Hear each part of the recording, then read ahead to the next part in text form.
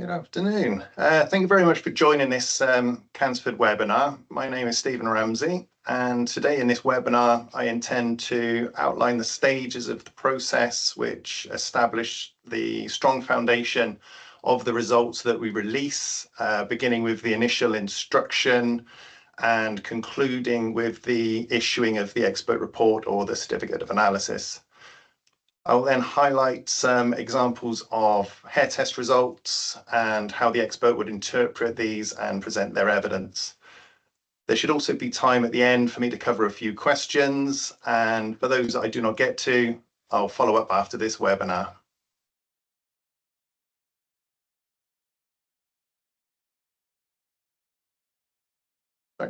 So a little bit about myself. My name is Steve Ramsay. I achieved a Bachelor of Science degree with honours in applied biology back in the 1990s. I joined the team at Cansford last year, having previously worked for a number of different laboratories. I started my career in the area of mandatory drug testing, which is urine testing on human subjects for drugs of misuse. Then I moved into sports testing and testing samples from racing animals, animals used in competitive sports, and also sportswomen and sportsmen. And for the last 21 years, I've worked primarily in the field of hair testing. And over these 21 years, I've experienced in hair testing for a number of different purposes, including pre-employment testing, workplace testing, criminal investigations, and also in family law. So Cansford, you may or may not already be aware of Cansford and who we are and the testing services that we provide.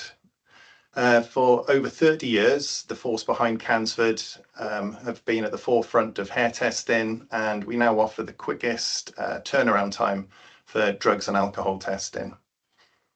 We're able to provide results within 3 working days from receipt of the sample at the laboratory. We provide a comprehensive testing service to a wide range of customers in family law, social care, criminal law, education, and workplace sectors. And the results all come from our state-of-the-art laboratory down here in Cardiff.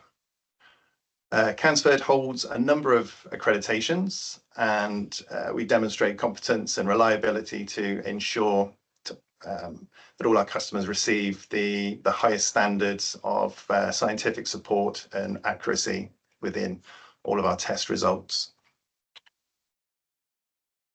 So the journey of a sample. The initial instruction for family law cases can originate in a number of different ways, and this can include court orders that will detail specifically the requirements of the testing and, in some cases, the date on which the results are required by. The customer service team will routinely receive the initial instruction over the phone, by email, or on our online request form. And if any of the details require any further clarification, the customer service team will verify these with the instructing party, and then they will raise a quotation which will detail the requested testing, the specifics of the hair lengths, segment lengths, and any dry blood spot testing, and then the associated costs will be issued. When that quote has been agreed, to enhance the convenience, the Cansford customer service team can liaise directly with the donor, so the person who's being tested, and they can arrange the sample collection there. So sample collection. We have a network of fully trained sample collectors, and they cover the whole of the UK, and they routinely collect hair, nail, and dry blood spot samples. The team also includes trained phlebotomists who can collect whole blood samples, which can then be submitted for liver function and CDT testing. In most cases, a Cansford sample collector will attend the donor's home or another suitable location to collect the required samples. And we also have sample collection facilities at our laboratory here in Cardiff. The address where the sample has been collected will not be disclosed when the results of the testing are issued. So at the sample collection, after the identity of the donor has been established, the sample collector will then collect the hair and or the blood samples, and they'll record all pertinent information on the sample collection pack. And that's going to start the chain of custody for that sample. The information obtained at the point of sample collection will include the donor's details. It's going to include the name, the date of birth, the method of photographic identification used to verify that that person who's submitting the sample is the correct person to be tested. And if no photographic identification is available, then the sample collector will just take a digital photograph of the donor at the time, and a copy of that will be transmitted to the lab, and we will include that photograph in the expert report. And in some cases, a witness will be present to basically witness the sample collection procedure. The site on the donor's head or body from where the sample was collected is going to be recorded on the chain of custody form, because that affects how the sample will be prepared and treated at the laboratory. And it also has a bearing on the time period that that sample will cover.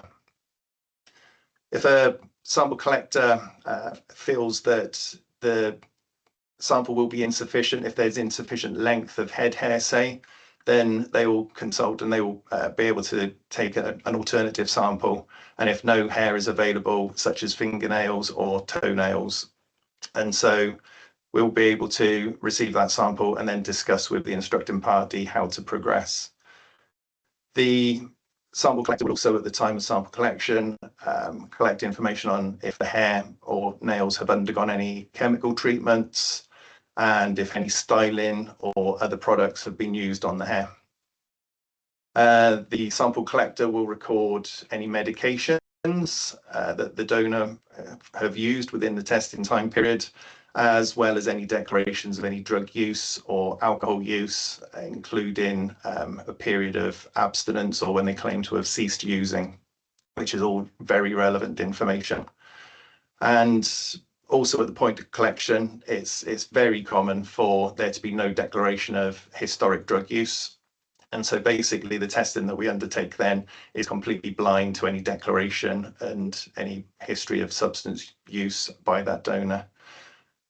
And at the end, the sample pack, which contains the sample that's been collected or the samples that have been collected, will be signed by the donor, the sample collector, and also the witness if there was a witness present.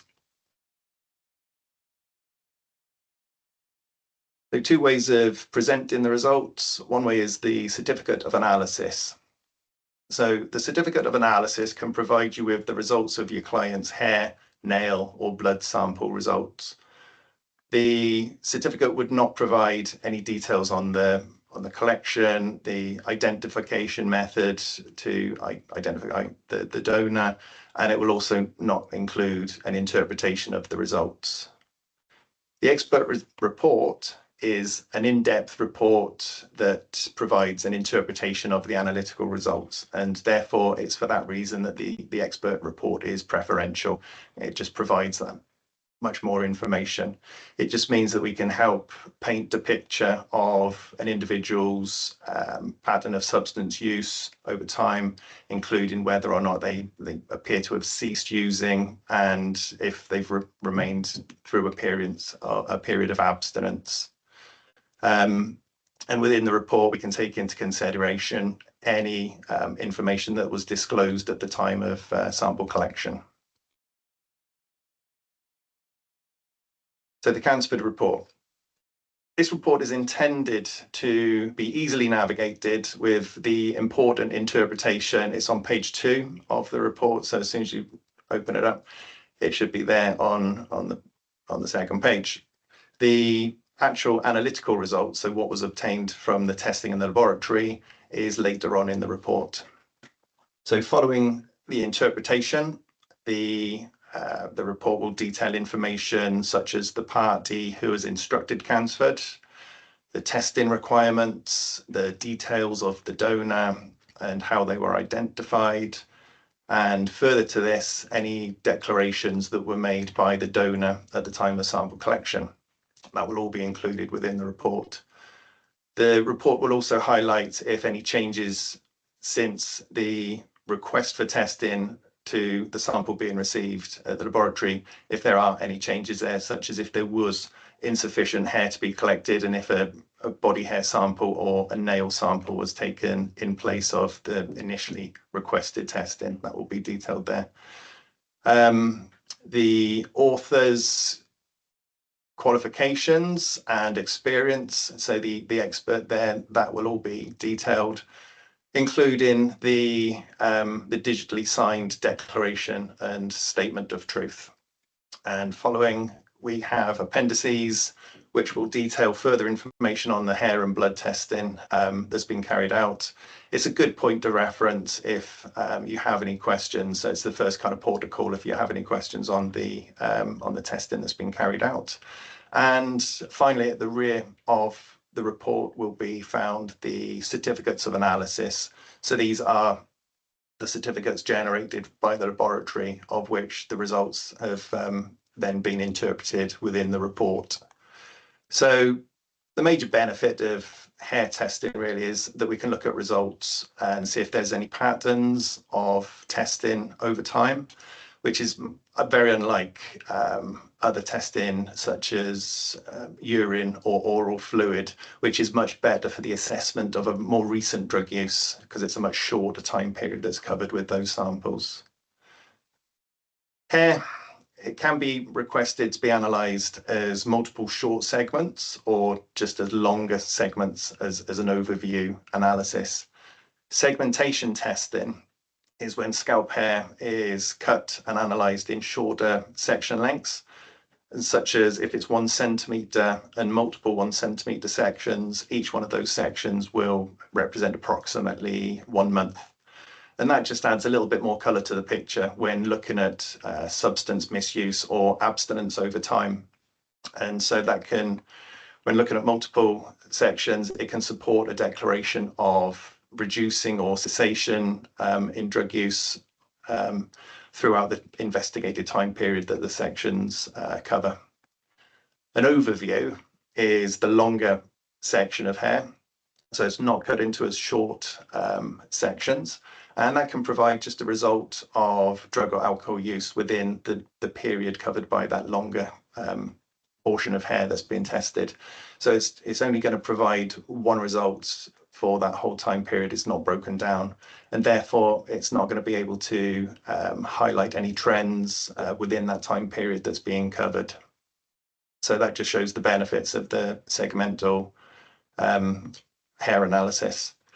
The time periods that are going to be covered by the hair are all approximate, and so from a positive result, it's not possible to say exactly when a drug has been used, and neither is it possible to say how much of that drug has been used. And it's also very important to consider that very recent drug usage will not be included within the hair that's been tested, because there's a time period that is between, say, taking the drug and for it to actually accumulate in the hair and for that hair to grow out to be available within a cut sample. So if a donor has used a drug within the week or so just prior to the sample being collected, it may be possible for that not to actually be included within the cut sample. It'll just need to be growing out. And conversely, it's possible to provide a negative hair test, even if you've used a drug, if you haven't used sufficient drug for it to be detected, such as low or infrequent use of that drug, or if a low potency or dose has been used. And also, finally, chemical hair treatments, such as permanent dye, bleach, they too can reduce the concentrations of any drugs and metabolites in the hair, in some cases bringing them down below the cutoff level there, so reporting a negative result. So just coming on to just a couple of case studies, just to show the interpretation side of things from the results that we obtained from the lab and how they would actually be interpreted.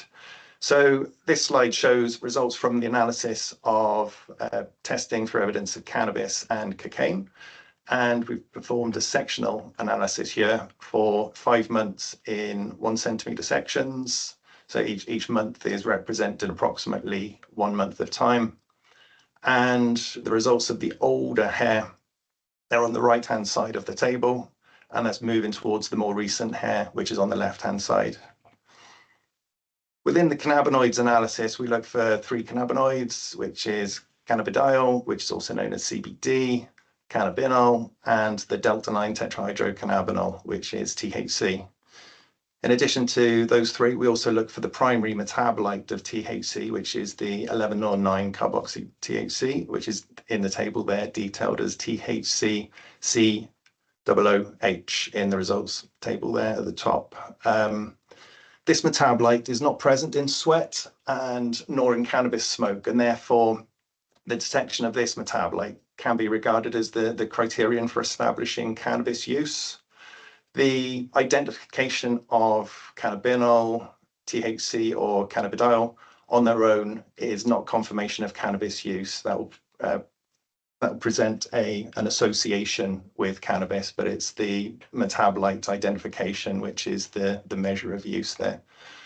And in this case, at the point of sample collection, the donor actually declared the use of cannabis throughout the time period.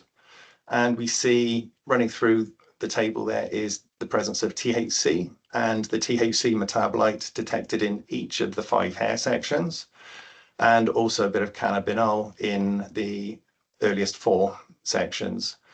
So these results, they are consistent with the use of cannabis by the donor throughout the overall time period covered by these 5 hair sections. Only cannabis was declared in this case, no other drugs were declared, but cocaine and the cocaine metabolite benzoylecgonine, they were detected in the earliest section, which is just on the right-hand side there of the table. So these results are consistent with the use of cocaine by the donor here, but it may not have actually been within the time period covered by the earliest hair section. It is possible that it could have been at a time that just predates the testing at a much higher concentration. That's because when drug use stops when using hair, when you're looking at sectional analysis, you would see not necessarily a switch off from a positive to a negative, but you would tend to see significantly decreasing concentrations, depending on the starting concentration, that is, but you would tend to see a big stepwise decrease. And so in this case, it could be a slightly more historic cocaine use, which is why the declaration did not include any cocaine use, because they thought that it predated the period of the testing within the 6 months there. So we don't have cocaine nor any of the other cocaine group analytes detected in the most recent 4 hair sections here. So that does support the position of the donor of no recent cocaine use. There's a few more things going on in this set of results. The analysis is covering approximately 6 months, and again, it's broken down into 6 1 centimetre sections, therefore on a month-by-month basis. The reporting scientist will simplify these results in their report by explaining each drug group in turn. So at the top cocaine group, we have the detection of cocaine and cocaine metabolites in each of the 6 hair sections. And so that's consistent with cocaine use throughout the period covered by the hair there. In addition to this, we've also identified anhydroeconine methyl ester, or AEME, which is the marker of crack cocaine. And that's also been detected in each of the hair sections there.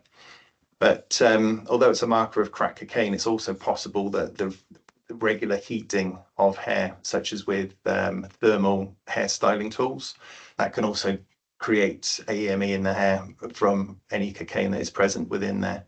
So if the hair has undergone heat treatment, such as repeated use of straighteners, then the presence of AEME is not irrefutable proof that crack cocaine has been used.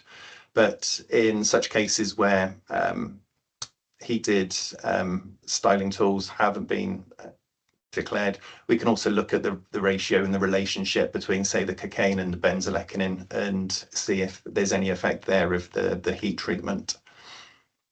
And also here we look for another substance, which is cacethylene, and that's a product formed when cocaine and ethanol, alcohol, are both present in the body at the same time. So we see that all the way through there.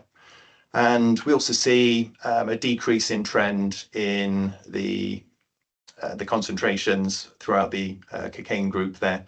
And so that over the time, it does suggest a decrease in the use of cocaine by the donor. Moving on to the opiates group, it's also pretty busy looking here. We've got heroin detected in each of the 6 hair sections, and within the body, heroin or diacetylmorphine breaks down to form 6-acetylmorphine, which is a metabolite of the heroin, and then that breaks down further into morphine. So 6-acetylmorphine has also been detected in the hair, and we've also got 6-acetylcodeine, and that is an impurity which is found in street heroin, and that then further breaks down to codeine and then down to morphine. So there's some good relationships going on here with what we're looking for.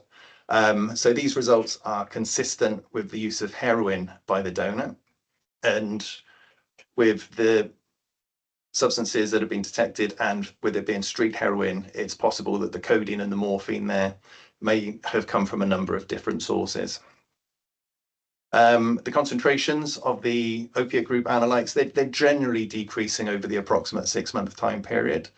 And it does suggest a decrease in opiate use. And as mentioned earlier, following cessation, you would expect to see a significant decrease in the concentrations of all the analytes there. And there is no significant decrease here. So it's more likely that opiate use has been going on throughout the overall time period covered by the hair there. In this case, it's quite interesting because we have only tested 1 centimetre hair section, and the donor claimed to have stopped using ketamine a number of months earlier than what was covered by the hair section. And so slightly surprised that ketamine was still detected here. So no metabolite has been detected, the norketamine. And so it is possible, but not possible to categorically say, but it is possible that the result is due to earlier use of ketamine. But from this result in isolation, it's not possible to exclude more recent use or contact with ketamine.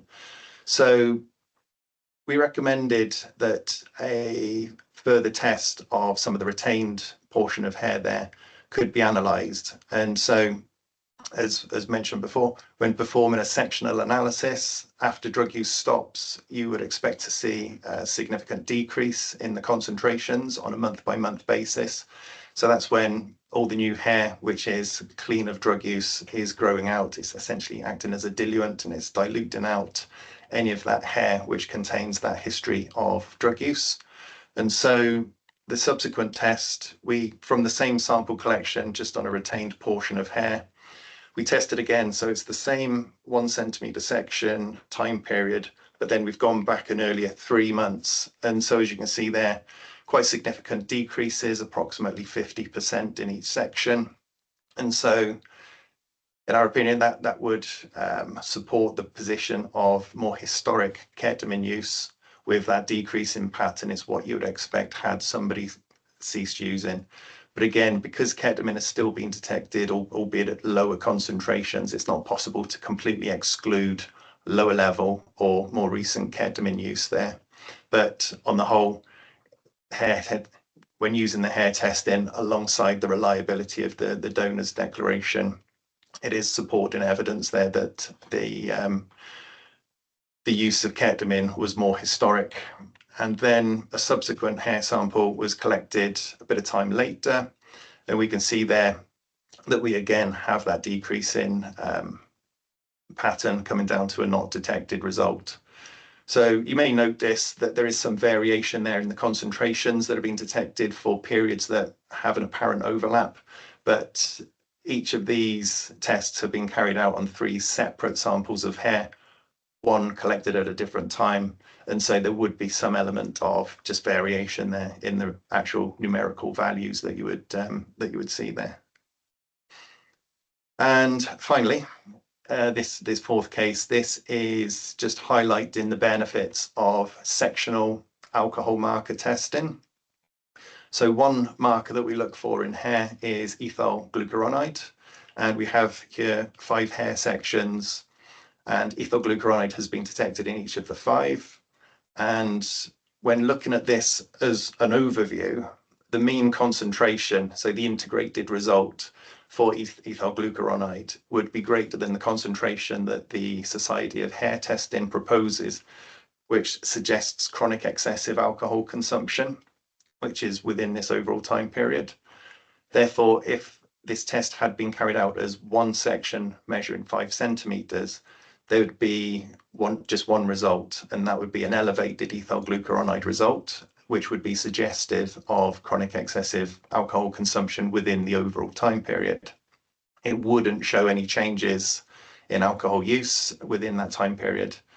And so with the sectional analysis, in this case, it's possible to identify changes in alcohol consumption.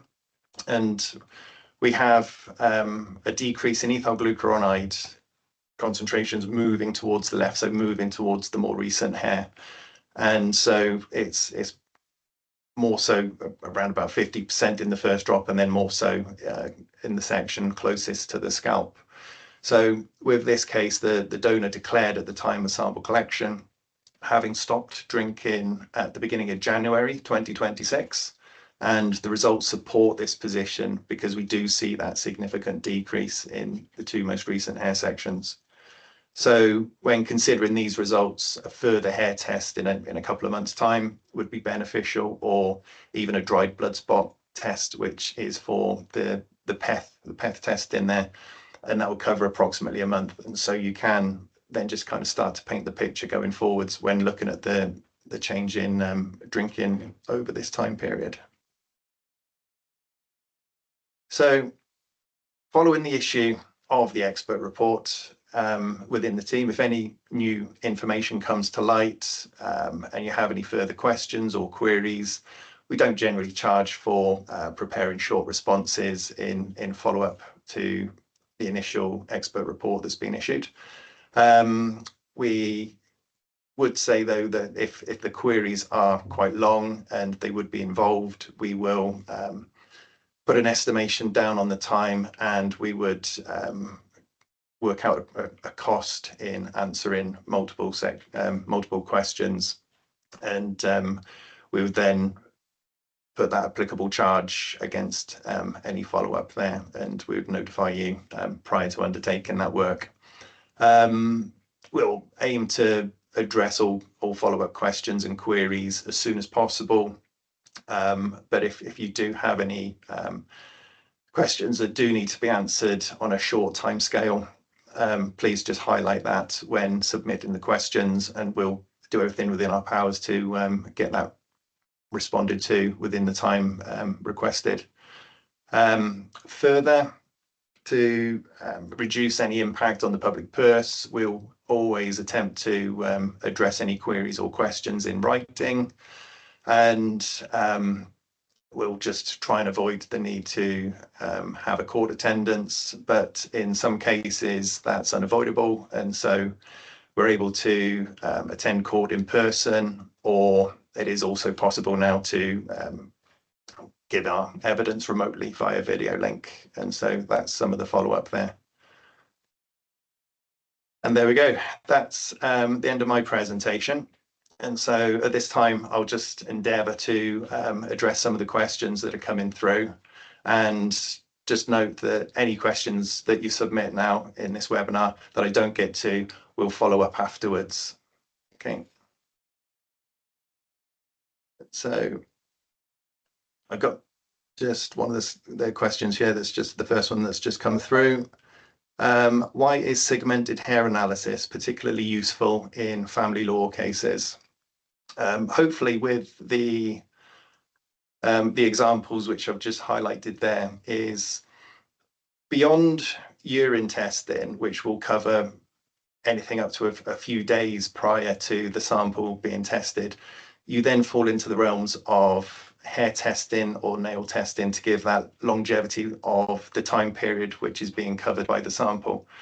And within those examples there, we can look at long time periods as an integrated result, or the better option is to break it down, and routinely 1 centimeter sections really will assist in giving a pattern of any historic drug use. And it can also, as we've seen, highlight changes in use for both drugs and for alcohol. In addition to that, if there's been a one-off, such as an isolated use of a drug, such as in a spiking, we would be able to prepare the hair in much shorter sections. So we're essentially looking at a much more isolated use of a drug. So therefore, a much longer section, 3 months as an overview, would not be any good in those cases. And depending on the amount of drug that's been administered, a 1 centimeter may also be quite challenging to get a result there. So we will also be able to offer, say, 3 millimeters section lengths to be tested, multiples thereof, just to try and identify any intermittent or very low level administration of drugs. So those are just some of the benefits there for segmental analysis. Have another question here. Is there a margin of error when undertaking hair strand testing? Margin of error, there are variables. Yes, there are many variables that all need to be taken into consideration when looking at the results of hair testing. The first one, I think you've probably heard me, and if you have any experience of hair testing, is that hair testing covers a time period of which will always be approximate, because we don't know the rate of which the hair is growing out on that individual.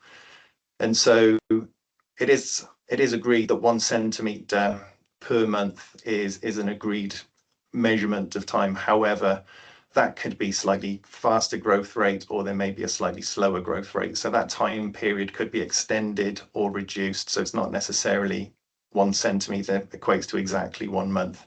In addition, you have a little bit of the resting hair, which is the hair in the growth cycle, which is in its dormant phase. So it's done its growing out, and then it's just resting on the hair. And that's what gives us that little legacy of more historic drug use just hanging around. But with all the new hair that's growing out, you do see that acting as a dilution effect. And so that's why you do see the pattern of results there. So that's the first element, which is the variation in the length of time that each section will represent. One way of getting around that is to shave. So you could shave the body and just wait for the hair to grow out, and then you've got pretty much the time period between shaving and sample collection, and therefore you've got a very good measure of the time difference that's going to be covered within that sample. There will also be some variation, as you've seen there in the earlier slide there, with regards to some of the measurements. So when looking at these very small concentrations in hair, there will be a slight element of analytical variation, such that if you were to measure the same sample again and again, you may get some slight variation around a theme of the concentration that's been detected there, but all within tight limits, which is again the limits and the variation there that we'll see. The reproducibility is forming part of our accreditation, that the analysis, when repeated, will give reliable, accurate results time and time again. But there will be variation if you do analyze a separate sample of hair, because hair is not homogeneous. Every hair is going to be different to those hairs around it, and therefore every hair sample that you collect is going to be different, even if it's from the same person on the same day and very close to each other from, say, the area of the scalp. It is going to be a different sample, so you would expect then to get an element of slight variation in the results that you get there. Having another question here. How do you take complex scientific data and turn it into something a judge courts can clearly understand? again, we try and do that work for you to take these analytical results, of which some of the tables were looking quite busy with regards to the analytes. What do they all mean? And so we'll just try and act as the intermediate. We'll act as that translator that takes the scientific data and hopefully put those into clear English that the reader can understand. Therefore, we can then present that and put that before the court to take what looks like quite complex analytical data. And then just by reading the interpretation there, it's our intention that it comes across nice and clear in a way that can be easily understood. I have another question just coming through. Is it the case that body hair is less accurate than, I expect this to be head hair? So body hair is another good depository of drugs, much the same as head hair. It's just that body hair grows differently. Body hair tends to grow for a much shorter period of time, which is why head hair can appear much longer and needs to be cut, whereas body hair will just grow up to any number, maybe a couple of inches, and then it will stop growing. So the growth cycle is different. It will grow for a shorter period of time, but then also there will be a much higher percentage of hair which is in its dormancy, which is the resting hair. So it's the time period that is going to be different when considering body hair over head hair. And with the makeup of the sample, with it holding a lot more resting hair and with it having grown for a shorter period of time, it's not routinely cut into shorter sections. It will be tested as an overview, so just one length. And with the dormancy of the hair that's all resting there, it can hold that record of more historic drug use. So when analysing body hair, if you were to assume that, say, a 3 centimetre sample of body hair covers 3 months of growth, some of the hair within that sample will be that more recent 3 centimetres and 3 months of growth. However, there's going to be a much larger percentage there which has done its growing and it's just kind of resting on the body, and it may have been growing many, many months earlier. So it is possible that a 3 centimetre sample of body hair covers many, many months earlier. So when looking at the results of body hair, the time period is key. So it will hold records of drug use, which is much more historic. So if somebody has a case of using drugs historically and then, say, stopping a number of months earlier, and you collect a sample of body hair, it is possible that the drug use during the period when active use was taking place is going to be held within that sample. So very difficult to present the case of having ceased using. Again, if head hair is not available and body hair is the only option, it's going to be that integrated result for that overall time period. And in some cases, it won't be useful because it's going to just cover far too long, and the donor will have changed their drug use over time. Therefore, in that case, I think I just touched on it briefly a few moments earlier, is to shave.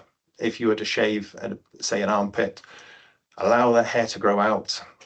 Between shaving and allowing a couple of months of that hair to grow out, you'll have a record there that's going to cover more recent time period. It's not going to include any of the resting hair because you've shaved it and it's all come clean. So anything that's growing out is more recent growth, and therefore that's going to be a record of more recent time period. And so that's one alternative. Alternatively, it would be to allow head hair to grow out. But with regards to the testing, body hair is suitable, and it's just the time period that's going to be represented. But conversely, a negative body hair sample is equally useful, because that can support a position of abstinence as well. It's just that it's not going to be possible to determine the overall time period covered by that body hair sample.